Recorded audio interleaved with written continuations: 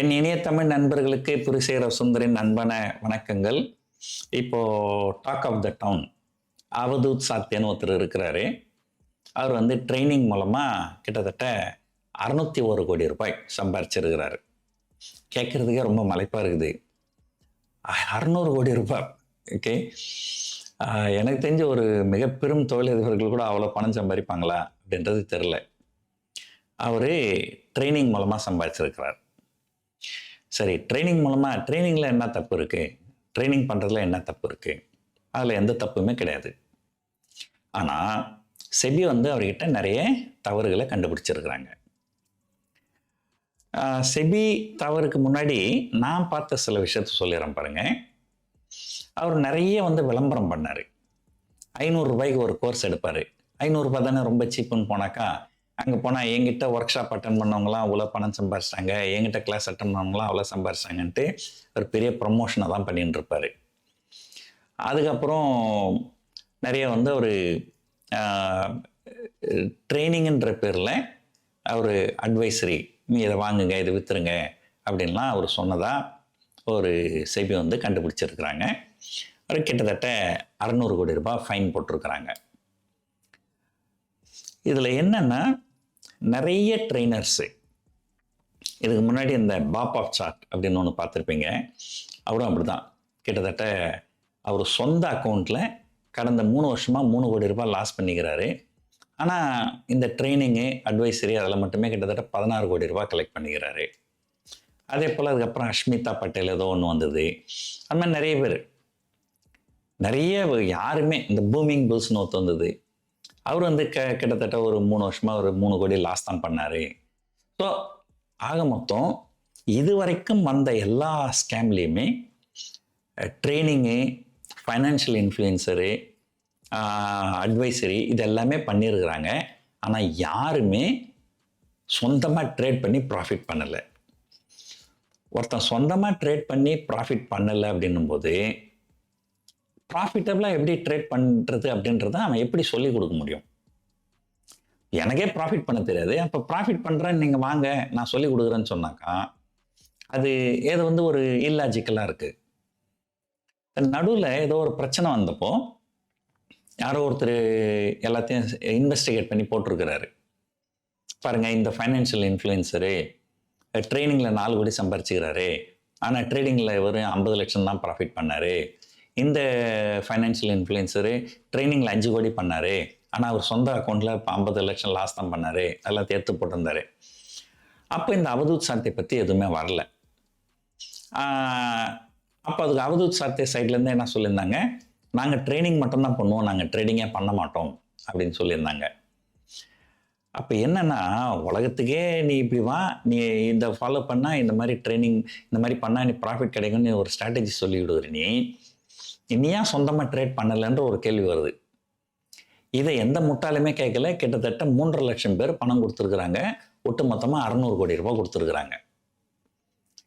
ஆனால் இப்போ செபி என்ன கண்டுபிடிச்சிருக்கிறாங்கன்னா, அவர் ஆக்சுவலாக சொந்த அக்கௌண்ட்டில் ட்ரேட் பண்ணி இருக்கிறாரு. அது ட்ரேட் பண்ணதில் கிட்டத்தட்ட 6 கோடி ரூபாய் நஷ்டம் பண்ணியிருக்கிறாரு. இப்போ பாருங்கள், சொந்தமாக ட்ரேட் பண்ணி 6 கோடி ரூபாய் நஷ்டம் பண்ணுறாரு. நான் எப்படி ட்ரேட் பண்ணுறதுன்னு சொல்லித்தரேன் வாங்க அப்படின்னு சொல்லி 600 கோடி ரூபாய் கலெக்ட் பண்ணியிருக்கிறாரு. இந்த மாதிரி ஃப்ராடெல்லாம் விட்டுப்புட்டு நம்ம வந்து ஏதாவது ஒரு சோஷியல் மீடியாவில் நம்ம இந்த ஒரு ட்ரைனிங் கிளாஸ் அனௌன்ஸ் பண்ணால் உடனே வந்து நிறைய அந்த ட்ரோல்ஸ் வந்து நீ வந்து ட்ரைனிங்கில் மட்டும்தான் காசு சம்பாதிக்கிற, உனக்கு ட்ரேடிங்கில் காசு சம்பாதிக்கவே தெரியாது அப்படின்னு சொல்லிட்டு இப்படி தான் வந்து ஒரு தடவை வந்து நிறைய இதுவாகிட்டு ஒரு மணி கண்ட்ரோல் அப்படின்னு ஒரு வெப்சைட் இருக்குது. அவங்க எனக்கு ஃபோன் பண்ணி கேட்டாங்க, சார் நிறைய பேர் உங்களை ஃப்ராடுன்னு சொல்கிறாங்க சார், நீங்கள் ஏன் சார் நீங்கள் உங்கள் ப்ராஃபிட் லாஸ் எல்லாம் நீங்கள் காமிக்க மாட்டேன்றீங்க அப்படின்னு கேட்டாங்க. அப்போ நான் சொன்னேன், இல்லைம்மா அது அப்படி கிடையாது. எவனோ ஒருத்தன் வந்து ஒரு தனியார் கம்பெனி, அவன் வந்து நம்மளை கலைக்கிறதுக்குன்னே இந்த வேலையெல்லாம் பண்ணி வச்சுக்கிறானுங்க, வெரிஃபைட் பை எங்கள் கம்பெனி அப்படின்னு அவன் கம்பெனியை ப்ரொமோட் பண்ணுறான். அவன் கம்பெனியை ப்ரொமோட் பண்ணுறதுக்கு நான் எதுக்கு என்னோடய ப்ராஃபிட் லாஸ் எல்லாம் அவனுக்கு கொடுக்கணும்? யாராவது என்னோடய ஒர்க் ஷாப் அட்டன் பண்ணணும்னு நினச்சாங்கன்னா அவங்க எங்கிட்ட பொட்டென்ஷியல் ஆளாக இருந்தால் நாங்கள் அவங்களுக்கு காமிக்கலாம், பிரச்சனை இல்லை. அப்படியே இல்லைன்னா கூட என்ன, ஒரு 100 ரூபாய் கொடுத்தீங்கன்னா மினிஸ்ட்ரி ஆஃப் கார்ப்பரேட் அஃபேர்ஸில் என்னோட ஒட்டுமொத்த ஜாதகத்தையும் உங்ககிட்ட கொடுத்துருவாங்க. நானே கொடுத்தாலுமே, நானே சோஷியல் மீடியாவில் போட்டாலுமே அது ஃபேக் ஸ்க்ரீன்ஷாட்டுன்னு சொல்லலாம், இல்லை ஆத்தென்டிசிட்டி எப்படி வரும்? ஆனால் நீங்கள் கவர்மெண்ட் மினிஸ்ட்ரி ஆஃப் கார்ப்பரேட் அஃபேர்ஸ்லேருந்து எடுக்கிற டேட்டா 100% ரிலையபிள். அப்போ அவங்க கேட்டாங்க, சரிங்க சார், நாங்கள் அது மாதிரி எடுத்துட்டு நாங்கள் பப்ளிஷ் பண்ணலாமா, அதுக்கு உங்களுக்கு ஓகேவா அப்படின்னு கேட்டாங்க. இப்போ நீ எங்கிட்ட பர்மிஷனே கேட்க வேண்டிய அவசியம் கிடையாதுமா. ஒன்ஸ் நான் என்னோட டேட்டா நான் கவர்மெண்ட் ஆஃப் இந்தியா கொடுத்துட்டேன்னு சொன்னால் அது வந்து பப்ளிக் டாக்குமெண்ட், அது யார் வேணாலும் கொடுத்துருவாங்க.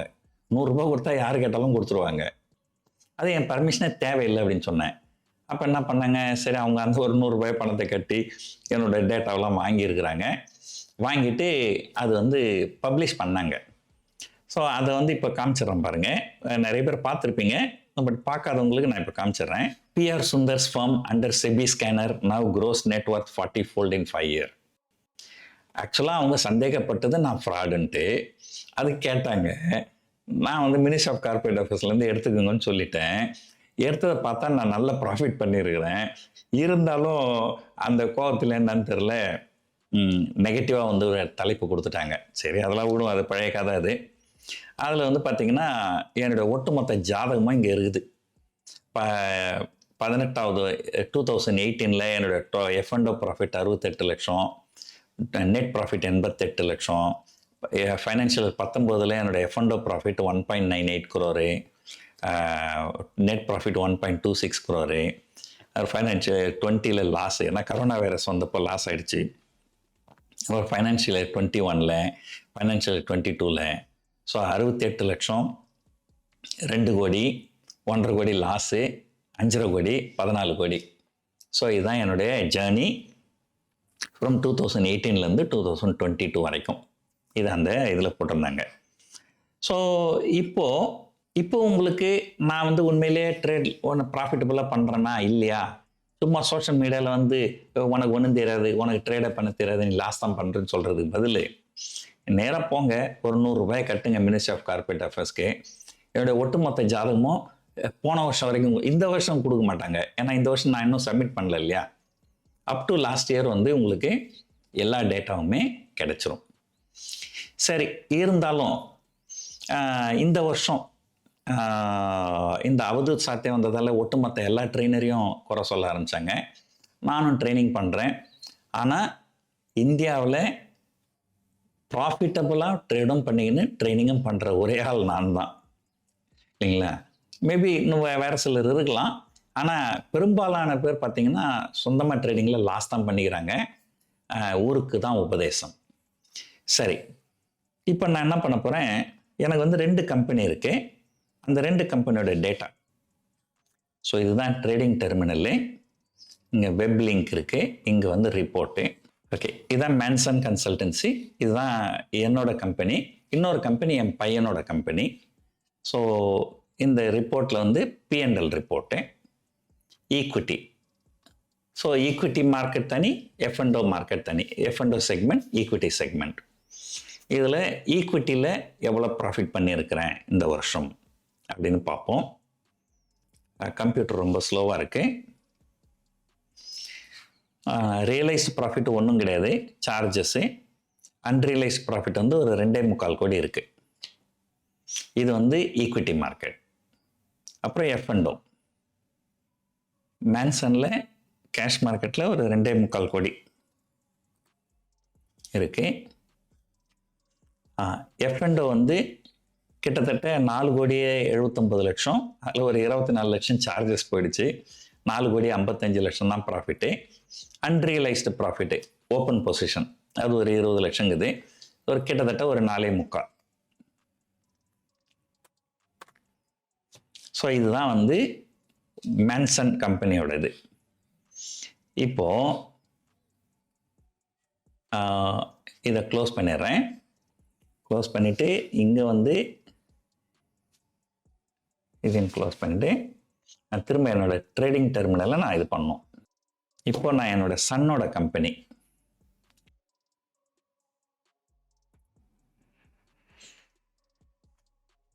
ஓகே, இது லோட் ஆகும்போது நான் அந்த சின்ன கதையை சொல்லிடுறேன். எதனால் 2 கம்பெனி வச்சுக்கிறோம் அப்படின்னாக்கா,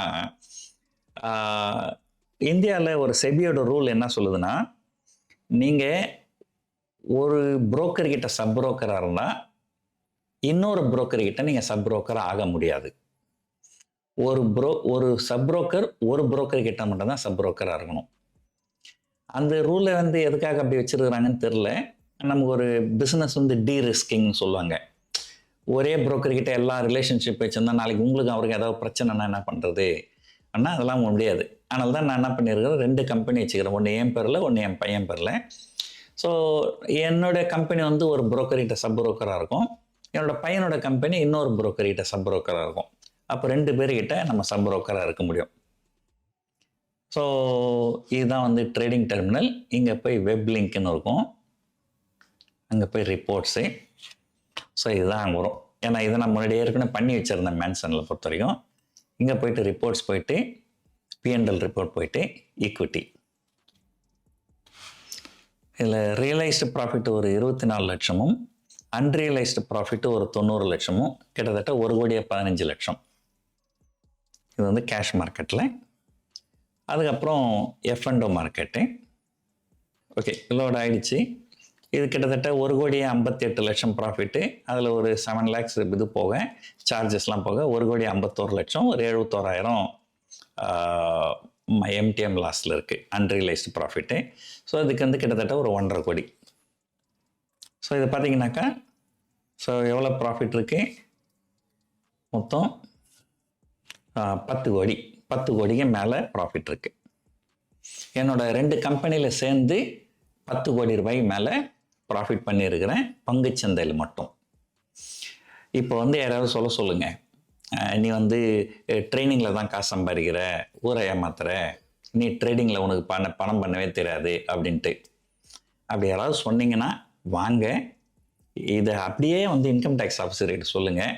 இந்த 10 கோடி ரூபாய்க்கு நான் இப்போ வந்து கிட்டத்தட்ட ஒரு 2-2.5 கோடி ரூபாய் டேக்ஸ் கட்ட வேண்டி வரும். இதை இன்கம் டேக்ஸ் ஆஃபீஸர்கிட்ட சொல்லி, சுந்தர் வந்து ப்ராஃபிட்டே பண்ணுறதில்ல, அவர் லாஸ் தான் பண்ணுறாரு, லாஸ் பண்ணுறவர்கிட்ட எதுக்கு சார் இன்கம் டேக்ஸ் வாங்குறீங்க, வாங்காதீங்கன்னு சொல்லுங்கள். அது இன்கம் டேக்ஸ் ஆஃபீஸர் அதை ஒத்துக்குன்னு, ஆமாம் சுந்தர் வந்து டேக்ஸ் கட்ட வேண்டியதில்லை ஏன்னா அவர் லாஸ் தான் பண்ணுறாரு அப்படின்னு சொல்லிட்டாக்கா, நான் உங்களுக்கு 1 கோடி ரூபாய் நான் ஃப்ரீயாக கொடுத்துட்றேன். இந்த 10 கோடி ரூபாய்க்கு 2-2.5 கோடி. இது வந்து என்னன்னா, நிறைய பேர் சும்மா ட்ரோல் பண்ணுறதுக்காக சோஷியல் மீடியாவில் வந்து எது வேணாலும் பேசலாம்.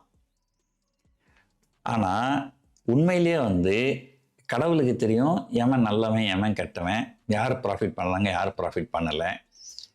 உண்மை வந்து என்னைக்காவது ஒரு நாளைக்கு வெளியே தெரியும். ஸோ இது மட்டும் இல்லாமல் ஏற்கனவே வந்து ஒரு கசப்பான அனுபவம் எனக்கு. அதில் கிட்டத்தட்ட செபி வந்து எங்கிட்ட வந்து ஒரு 6.5 கோடி ரூபாய் பெனால்ட்டி போட்டு விட்டுட்டாங்க. அதில் நான் வந்து கொஞ்சம் ஒரு என்ன சொல்கிறது, ஒரு அன்ஹாப்பினஸ். நம்ம ஒரு வெளிநாட்டினராக இருந்து இந்தியாவிலேயே நம்ம நிறைய தொழில்கள் பண்ணி இந்தியாவிலே நிறைய பணம் சம்பாரிச்சு இந்தியன் கவர்மெண்ட்டுக்கு நம்ம எவ்வளோ டேக்ஸ் கட்டுறோம், பட் நம்மளை போய் இந்த மாதிரி பண்ணி விட்டுட்டாங்களே அப்படின்ட்டு. ஆனால் அது வேறு வழி கிடையாது, ரெகுலேட்டர்ஸ் சொன்னால் நம்ம அதை செஞ்சு தான் ஆகணும். ஸோ அப்படிலாம் இருந்ததால் அப்புறம் ஒரு காலகட்டத்தில் எனக்கு என்னாச்சு, சார் நம்ம எதுக்காக வந்து இந்தியாவில் இருக்கணும், நம்ம ஏன் வந்து வெளிநாட்டுக்கு போயிட்டு வெளிநாட்டு முதலீட்டாளராக ஏன் இந்தியாவுக்குள்ளே வரக்கூடாது, ஏன் நம்ம வந்து வெளிநாட்டில் அமெரிக்காவில் ஏன் ட்ரேட் பண்ணக்கூடாது. ஆனால் இந்தியாவிலேருந்து அமெரிக்காவில் ட்ரேட் பண்ணால் அந்த காசுக்கும் நீங்கள் வந்து இந்தியாவுக்கு டேக்ஸ் கட்டணும். அதனால தான் நான் என்ன பண்ணேன், சரி நம்ம துபாய்க்கு வந்துடுவோம். இப்போ துபாயில் இருந்துட்டு நான் இப்போ யூஎஸ் மார்க்கெட்டில் ட்ரேட் பண்ணுறேன், அதில் வர ப்ராஃபிட்டுக்கு நான் இந்தியாவுக்கு டேக்ஸ் கட்ட வேண்டியதில்லை.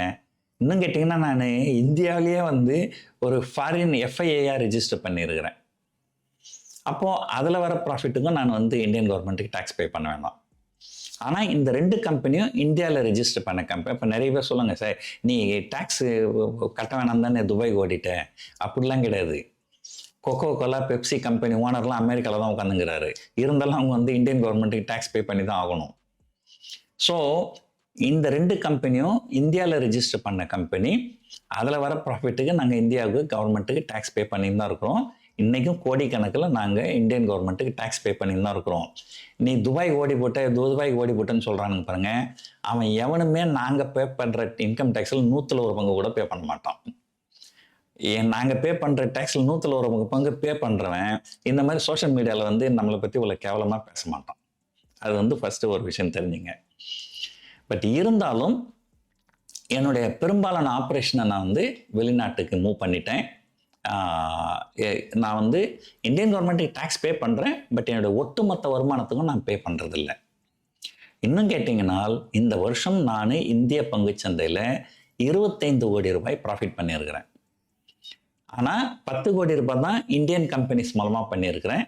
மீதி 15 கோடி வந்து அது நான் டேக்ஸபிளாக போயிடும். அதோட விவரத்தெல்லாம் இங்கே நான் சொல்ல தயாராக இல்லை. சரி, ஏன் சார் அதெல்லாம் விவரம்லாம் சொல்ல மாட்டேன்றீங்களே, இந்த 2 விஷயத்த மட்டும் எப்படி சார் சொல்லிட்டீங்கன்னு கேட்காதீங்க. ஏன்னா இந்த 2 கம்பெனியோட விவரத்தை நான் சொல்லலைன்னா கூட இன்னும் ஒரு 100 ரூபாய் நீங்கள் கொடுத்தீங்கன்னா மினிஸ்ட்ரி ஆஃப் கார்பரேட் அஃபேர்ஸில் உங்களுக்கு கொடுத்துருவாங்க. எனவே இது வந்து பப்ளிக் டொமைனில் இருக்குது.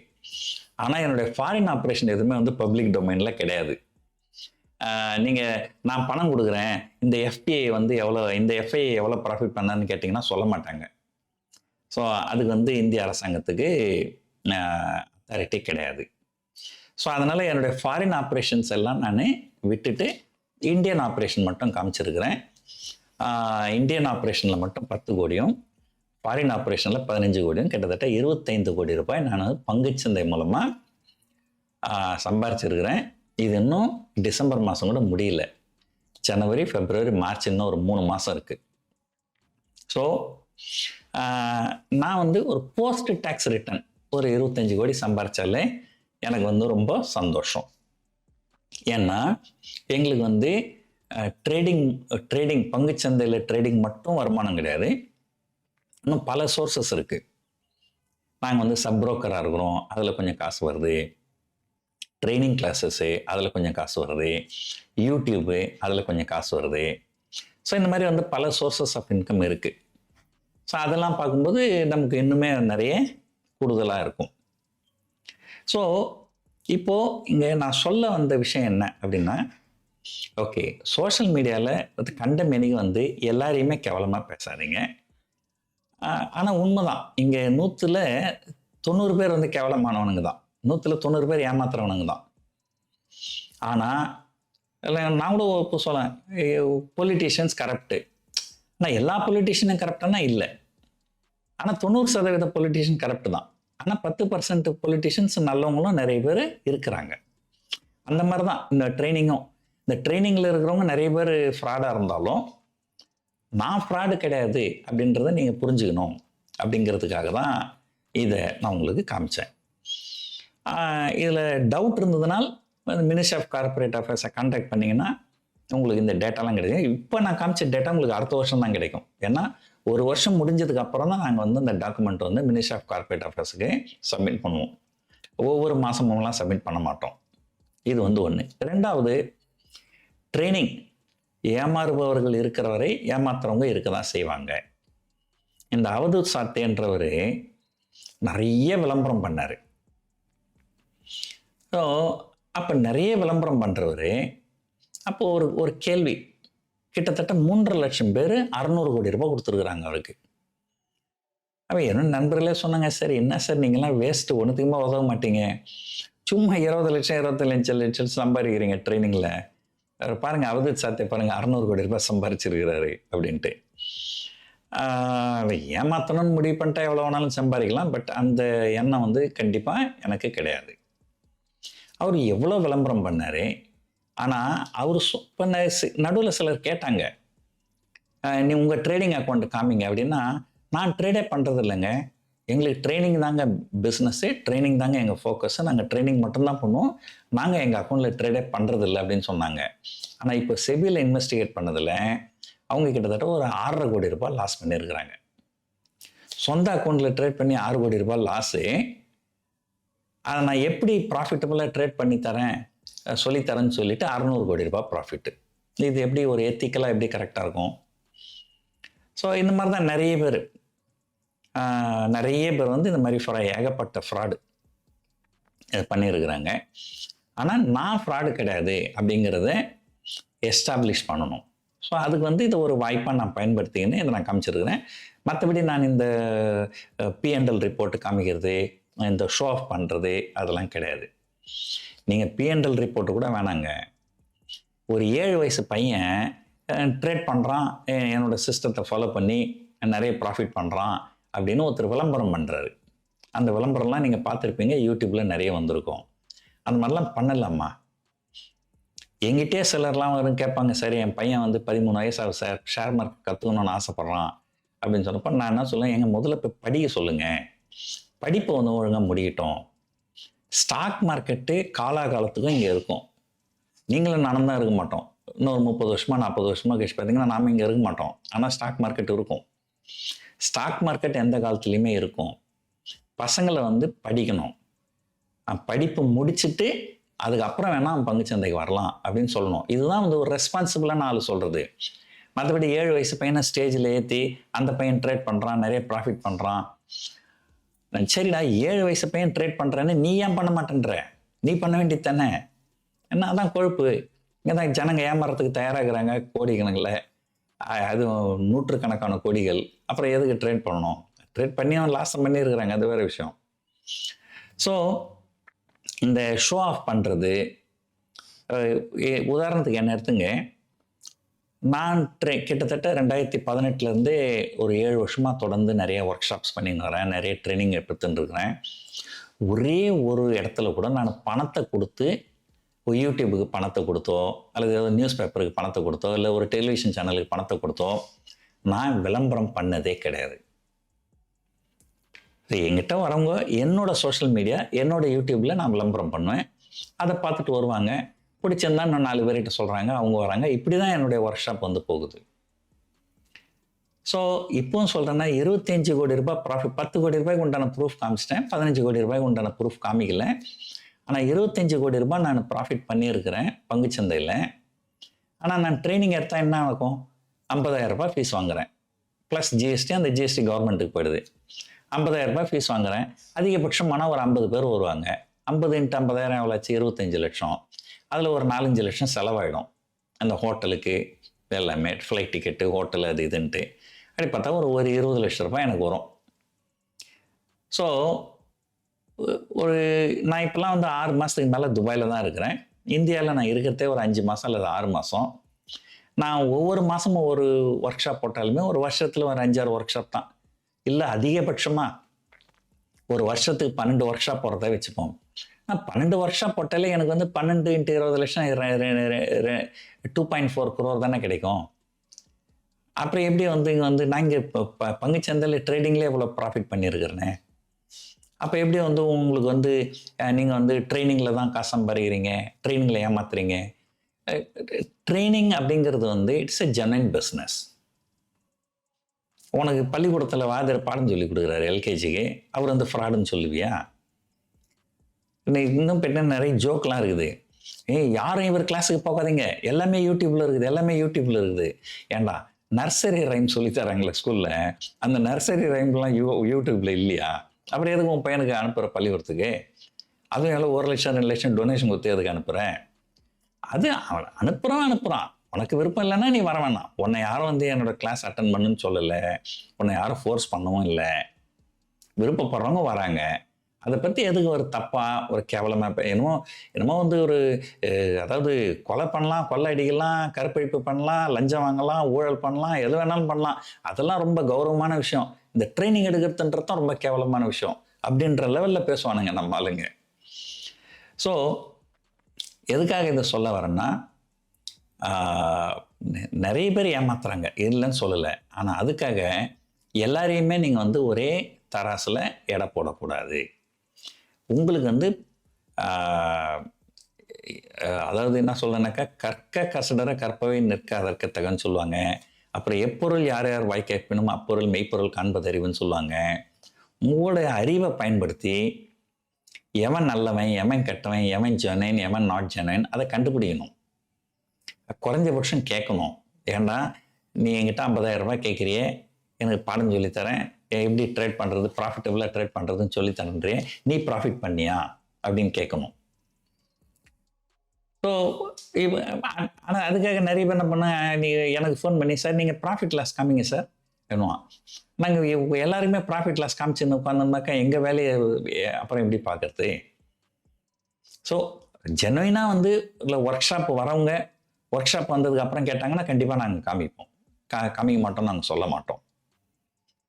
ஆனால் சும்மா நான் சார் நாங்கள் ஒர்க் ஷாப் அட்டன் பண்ணலான்னு இருக்கேன், நீங்கள் ப்ராஃபிட் லாஸ்லாம் காமிங்க அப்படின்னு சொல்லிட்டு ப்ராஃபிட் லாஸ்லாம் காமிச்சதுக்கப்புறம் சார் இது ஃபேக் ஸ்க்ரீன்ஷாட் சார் அப்படி இப்படின்னு 1008 கதையை வந்துட்டு அப்புறம் காமிக்கலாம் ஒர்க் ஷாப்புக்கே வரமாட்டோம். நம்மளை கலாய்க்கிறதுக்குன்னு நிறைய பேர் பண்ணுவானுங்க. ஸோ அதுக்காக தான் நாங்கள் வந்து சிலரை வந்து அவாய்ட் பண்ணுவோமே தவிர அதான் நாங்கள் ரொம்ப சிம்பிளாக சொல்லுவோம். சரி உங்களுக்கு ஒரு ₹100 பணத்தை கட்டுங்க, மினிஸ்ட்ரி ஆஃப் கார்பரேட் ஆஃபீஸில் உங்களுக்கு எல்லா டேட்டாவும் கிடைக்கும். எதுக்கு சோஷியல் மீடியாவில் வந்து எல்லாமே ஃப்ரீயாக வேணும்னு எதிர்பார்க்குறீங்க? ஏன்னா ஒருத்தன் ஜெனுயினாக இருந்தான்னா he will not mind paying ₹100 to get the data from Ministry of Corporate Affairs. இப்போ நான் என்னோட 2 கம்பெனி பேர் தெளிவாக காமிச்சிருக்கிறேன். மேன்சன் கன்சல்டன்சி பிரைவேட் லிமிடெட், உயர்வு செக்யூரிட்டிஸ் பிரைவேட் லிமிடெட். நீங்கள் மினிஸ்ட்ரி ஆஃப் கார்பரேட் அஃபேர்ஸில் பணத்தை கட்டினீங்கன்னாக்கா ₹100 ₹150 இருக்கும். அதை கட்டினீங்கன்னா இந்த என்டையர் டேட்டா எந்த வருஷம் ஆரம்பிச்சோமோ அன்னிலேருந்து இன்னைக்கு வரைக்கும் ஃபுல் டேட்டாவை உங்களுக்கு கொடுத்துருவாங்க. ஸோ இந்த இடத்துல நான் சொல்கிறது என்னென்னா, நம்பர் 1 நான் ஒரு ஜெனுயினான ஆள். ஸோ என்ன ட்ரோல் பண்ணுறதை நிறுத்துங்க. சிலரில் வந்து ஒன்றும் பண்ண முடியாது. நம்முடைய என்னடா இது சுந்தர் வந்து நம்மளை மாதிரி இருந்த ஒரு சாதாரண ஒரு ஆள் இன்னைக்கு இவ்வளோ பெரிய ஆளாகிறான் அப்படின்னு அந்த வயிற்றறிச்சலில் சிலர் வந்து சொல்லுவானுங்க. அதை நம்மளால் தடுக்க முடியாது. பட் நீங்கள் ஜெனுவினான ஆளாக இருந்தால் யூ கெட் கிளாரிஃபைட். சும்மா வந்து சோஷியல் மீடியாவில் ட்ரோல் பண்ணாதீங்க. நான் வந்து ப்ராஃபிட் தான் பண்ணுறேன். ஸோ இந்தியாவிலேயே அதிகபட்சமான சேரிட்டி பண்ணியிருக்கிற ஒரே ட்ரேடர் நான் தான். இந்தியாவிலேயே ரோல்ஸ் ராய்ஸ் ஃபேந்தம் கார் வச்சுங்கிற ஒரே ட்ரேடர் நான் தான். ஸோ இன்னும் பல விஷயங்களை நம்ம சொல்லலாம் இல்லைங்களா? ஸோ போற்றுவோர் போற்றட்டும், தூற்றுவோர் தூற்றட்டும், எல்லாமே வந்து இறைவனை தான் சேரும், நம்மளை சேராது அப்படின்ட்டு நம்ம போய்க்கினே இருக்க வேண்டியது தான். ஸோ பார்ப்போம், இதுக்கு மேலே தான் நமக்கு இந்த ட்ரோல்ஸ்லாம் குறையுதா அப்படின்றத பார்ப்போம். இந்த வீடியோ உங்களுக்கு பிடிச்சிருக்குன்னு நினைக்கிறேன். இவ்வளோ நேரம் பொறுமையாக பார்த்ததுக்கு நன்றி, வணக்கம்.